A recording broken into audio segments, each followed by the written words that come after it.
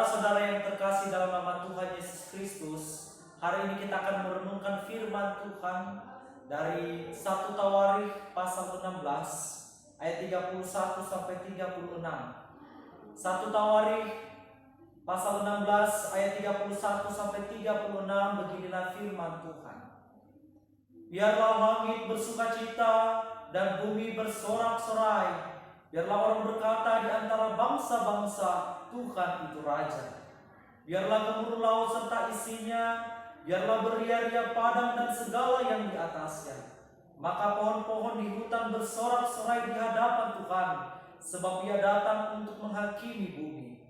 Bersyukurlah kepada Tuhan sebab Ia baik, bahwasanya untuk selama-lamanya kasih setianya. Dan katakanlah, selamatkanlah kami ya Tuhan Allah penyelamat kami, dan kumpulkanlah dan lepaskanlah kami dari antara bangsa-bangsa, supaya kami bersyukur kepada nama-Mu yang kudus dan bermegah dalam puji-pujian kepadamu. Terpujilah Tuhan Allah Israel dari selama-lamanya sampai selama-lamanya.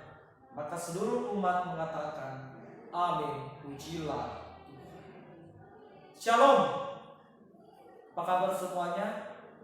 Saya berharap keadaan saudara-saudara yang terkasih adalah baik adanya. Bapak Ibu yang terkasih di dalam nama Tuhan Yesus Kristus, di awal minggu pertama bulan Mei, kita beranjak kepada Minggu Yubilate. Minggu Yubilate berarti bersukacita dalam nama Tuhan Yesus, atau bermazmur dengan kerendahan hati satu sama lain dan seluruh penjuru bumi. Oleh sebab itu, melalui pembacaan firman Tuhan dan hari gerejawi, yaitu hari Minggu Yubilate, maka tema kita dalam perenungan firman Tuhan hari ini ialah bersoraklah bagi Tuhan. Saudara-saudara yang terkasih di dalam nama Tuhan Yesus Kristus, kalau kita berbicara tentang bersuka atau bersorak, itu identik dengan puji-pujian. Di dalam Kamus Besar Bahasa Indonesia, bersorak berarti berteriak-teriak, bersukacita. Oleh sebab itu, bersorak bagi Tuhan berarti ada ungkapan kegembiraan dan sukacita yang dilantunkan dalam pujian bagi Tuhan.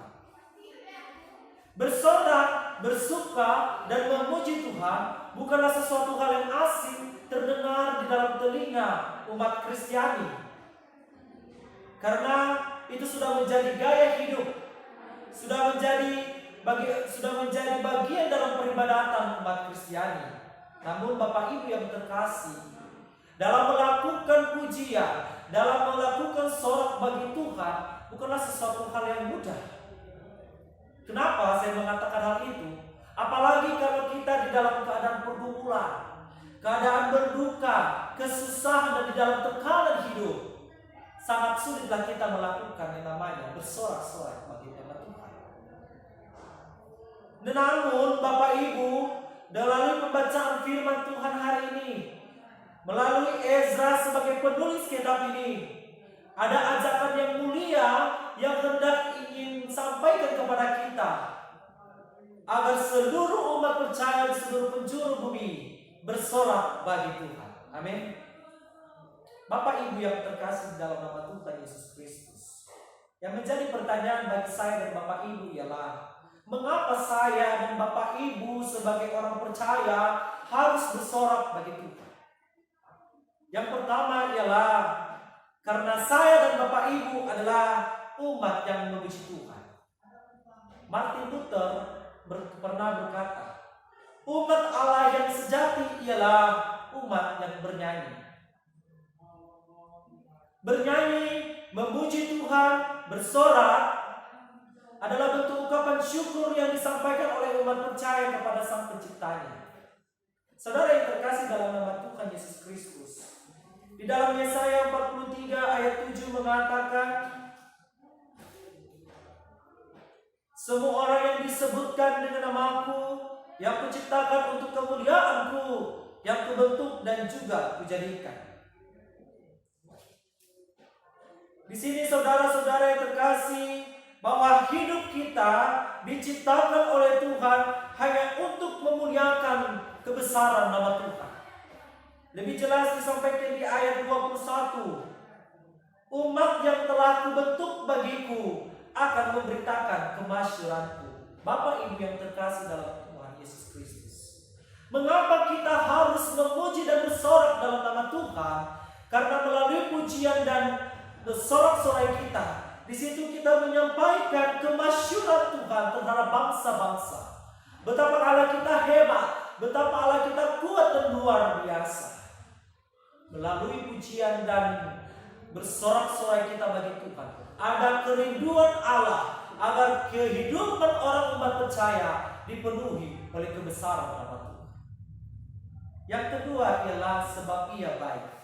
Kita baca di dalam 1 Tawarikh pasal 16 ayat 36 berkata, bersyukurlah kepada Tuhan sebab Ia baik, bahwasanya untuk selama-lamanya kasih setianya. Saudara-saudara yang terkasih dalam nama Tuhan Yesus Kristus, bersorak bagi nama Tuhan sudah saya katakan tadi adalah bentuk ungkapan syukur atas kasih setia Tuhan. Kalau kita review kembali kehidupan kita Bapak Ibu dan saudara-saudara, saya dan Bapak Ibu boleh sehat dan boleh ada sampai saat ini bukan karena hebat kita, tapi karena Tuhan Yesus, karena Allah itu sendiri setia terhadap diri kita. Keluarga kita rukun, pekerjaan kita baik, anak-anak dan keluarga kita diberkati oleh Tuhan. Itu semua karena Tuhan setia dalam kehidupan kita. Ada kalanya saya dan Bapak Ibu tidak setia terhadap Tuhan. Ada kalanya kita menyakiti hati Tuhan melalui perbuatan kehidupan kita. Tapi Allah menunjukkan bahwa Dia adalah baik. Bahkan pun mengatakan bahwasanya untuk selama-lamanya kasih setianya. Apa maksudnya? Hal ini memaksudkan bahwa kasih setia Tuhan tak pernah berubah. Dia keadaan apapun, suka duka yang kita alami, kasih setia Tuhan tidak pernah berkesudahan. Bahkan pun di dalam penderitaan kita, Allah menunjukkan kasih setianya. Allah menunjukkan bahwa Dia sangat baik dalam hidup kita. Di 1 Korintus pasal 10 ayat 13 mengatakan bahwa pencobaan yang kita alami adalah pencobaan biasa. Namun Allah itu setia sehingga Ia menunjukkan jalan keluar bagi kita, sehingga kita boleh menanggung beban dan percobaan-percobaan dalam hidup kita. Oleh sebab itu Bapak Ibu yang terkasih dalam Tuhan, mari kita tanamkan di dalam hati kita bahwa Allah kita itu adalah Allah yang baik. Di dalam pergumulan hidup yang sedang kita alami saat ini, mungkin perekonomian saudara-saudara sedang merusut ke bawah, atau Bapak Ibu sedang diteror dengan rasa ketakutan dan rasa kekhawatiran. Tapi ingatlah bahwa Allah yang kita sembah ialah Allah yang baik, Allah yang setia, yang tak pernah berkesudahan. Kasih setianya untuk selama-lamanya bagi orang yang mengasihi.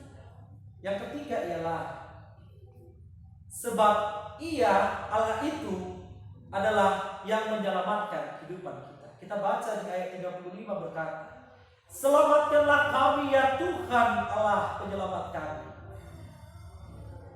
Di dalam pembacaan ini, bangsa Israel memiliki kesadaran bahwa hanyalah Tuhan satu-satunya yang mampu membebaskan mereka, yang mampu melepaskan kehidupan mereka dari musuh-musuh mereka.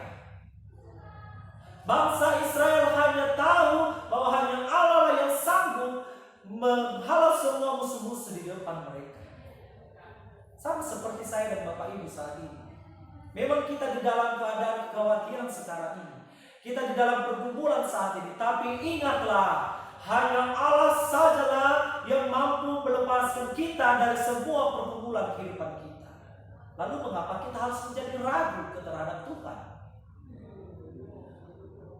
Karya penyelamatan Yesus Kristus di atas kayu salib membuktikan bahwa Allah mengasihi kehidupan kita. Bapa memandang kita layak oleh karena kemurahan dan pengorbanan Yesus Kristus di kayu salib. yang seharusnya saya dan Bapak Ibu harus dihukum mati, hidup di dalam neraka yang berapi-api. Tetapi karena kasih Tuhan dalam hidup kita, Dia curahkanlah darahnya bagi kita, sehingga kita tidak layak dipandang oleh Bapa di dalam surga. Yang menjadi pertanyaan itu yang kita renungkan adalah, adakah kita punya alasan untuk tidak bersorak bagi nama Tuhan? Adakah saya dan Bapak Ibu harus dibatasi oleh kondisi dan situasi yang tidak baik untuk memuji Tuhan? Saya rasa tidak. Melalui perenungan firman Tuhan hari ini memberikan kekuatan baru bagi kita, memberikan suatu penghiburan bagi kita, bahwa Allah yang baik, Allah yang menyelamatkan kita, itulah yang harus kita sorak dan puji namanya. Saudara-saudara yang terkasih dalam nama Tuhan Yesus Kristus, pakailah hidupmu untuk bersorak bagi Tuhan. Pakailah sisa kekuatanmu untuk memuliakan nama Tuhan. Karena kita adalah Tuhan yang memuji Tuhan. Dan di akhir perenungan ini, maka seluruh umat mengatakan, amin, pujilah Tuhan. Demikian pemberitaan firman Tuhan. Tuhan Yesus memberkati. Shalom.